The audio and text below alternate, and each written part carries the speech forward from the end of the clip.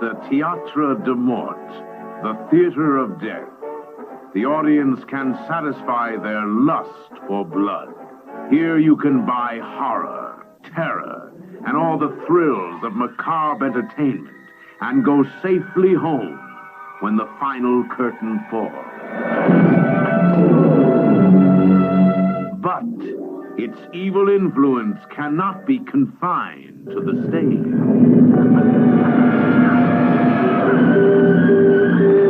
Christopher Lee as the fanatical director. Fanaticism bordering on insanity. I want you to do exactly what I tell you, Nicole. You understand? Exactly what I say.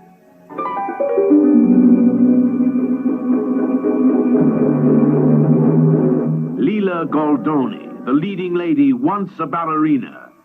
Now her twisted talents enhance the theater of death. You're a misfit. You're only happy in the presence of deformity, aren't you?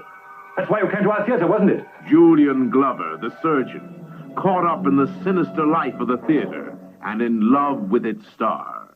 Danny, what is it? What's the matter? Leave me alone. Danny, stay away from that man. Hello, I bid you a warm welcome to They Came From Within, Cult Movie Reviews, Corpsing on Stage, Theatre of Death, 1966. As with The City of the Dead, Samuel Gallou's Theatre of Death is one of Christopher Lee's lesser-known horror vehicles. Well, to be more precise, it comes across more as a psychological drama and whodunit than it does a tale of terror. But it's atmospheric and suspenseful enough, and it certainly employs many elements and motifs from the horror genre.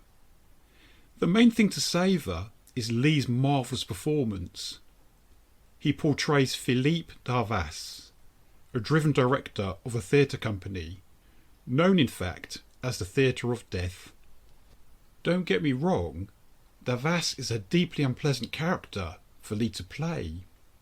He bullies, torments, and is even downright sadistic at times towards the female members of his acting ensemble.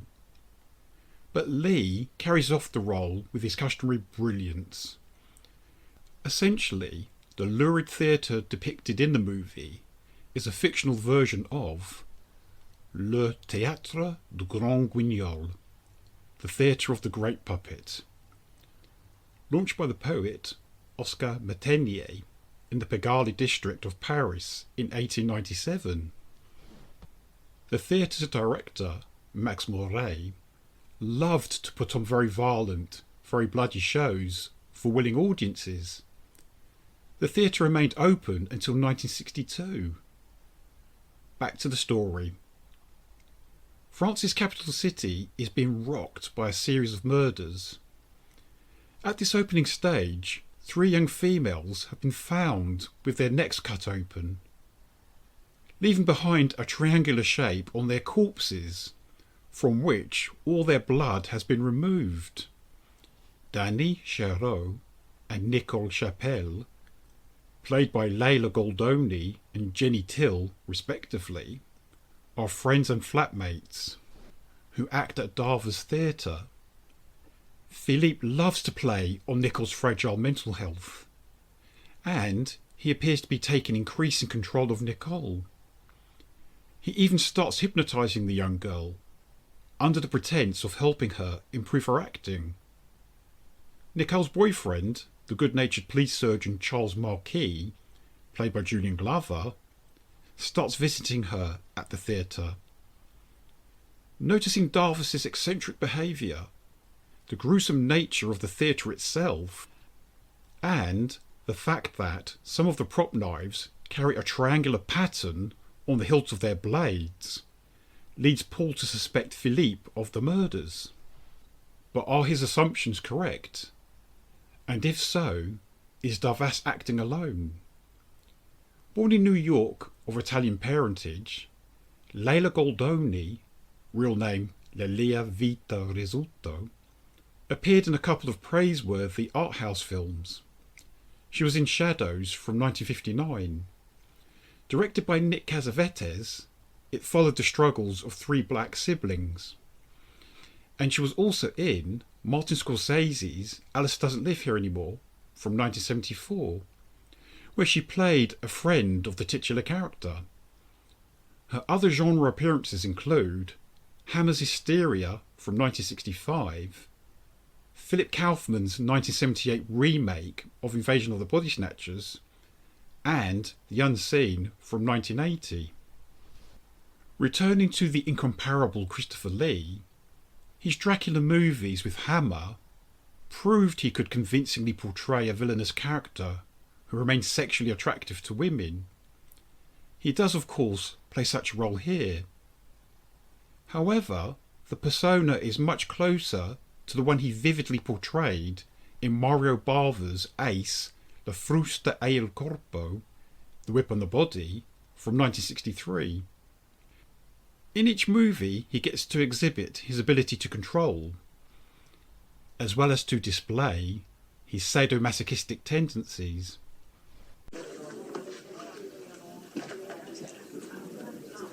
Is something wrong? Wouldn't you rather have someone more experienced to read for you? If I had wanted somebody more experienced, I would have said so, wouldn't I? Now sit down.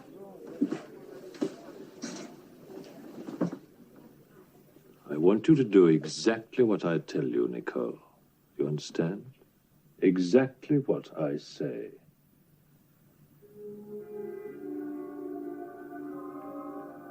You see darkness. Nothing but darkness. The room and all the people in it disappeared. You hear nothing. Nothing but my voice. Everywhere is darkness. No sound but my voice. No sound but your voice.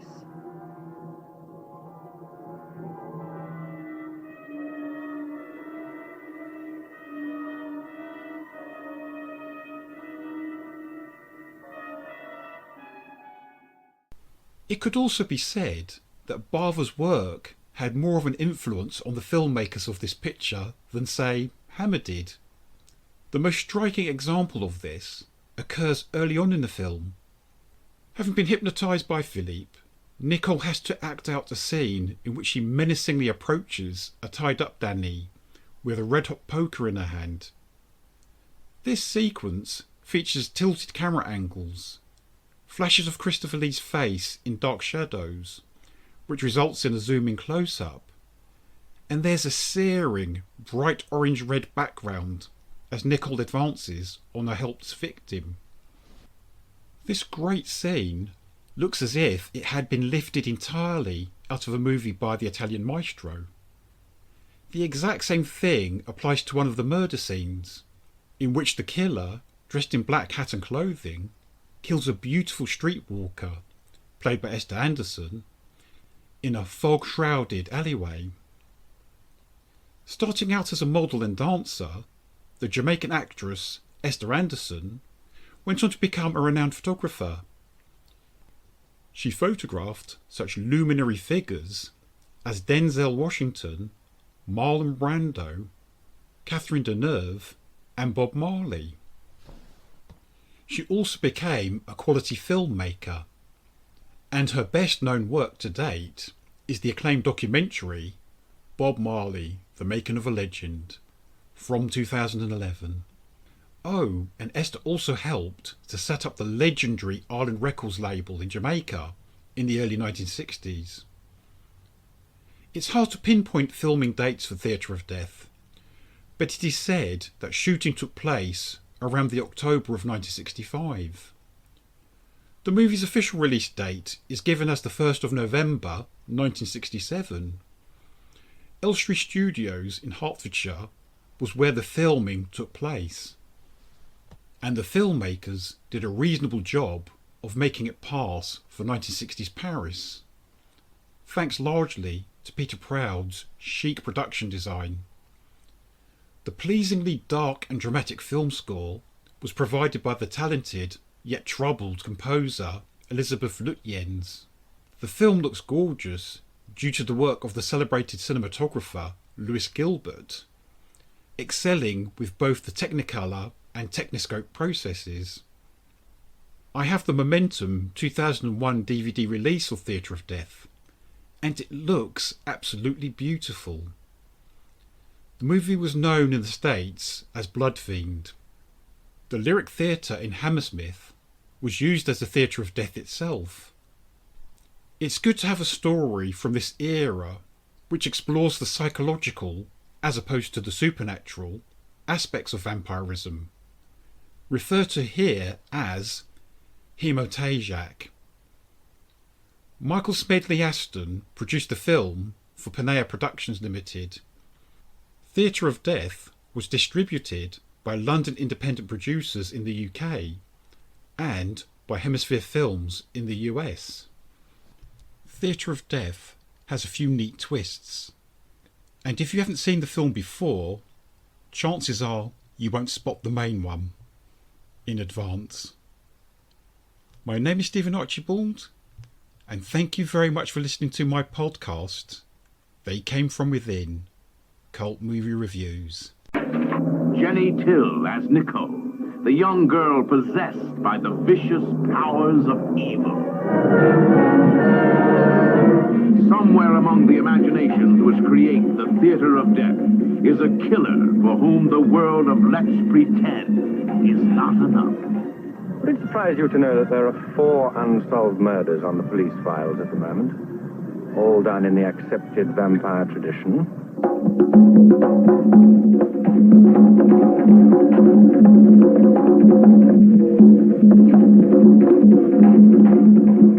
In the foggy alleyways of Paris, the make-believe world of the theater of death becomes a terrifying reality.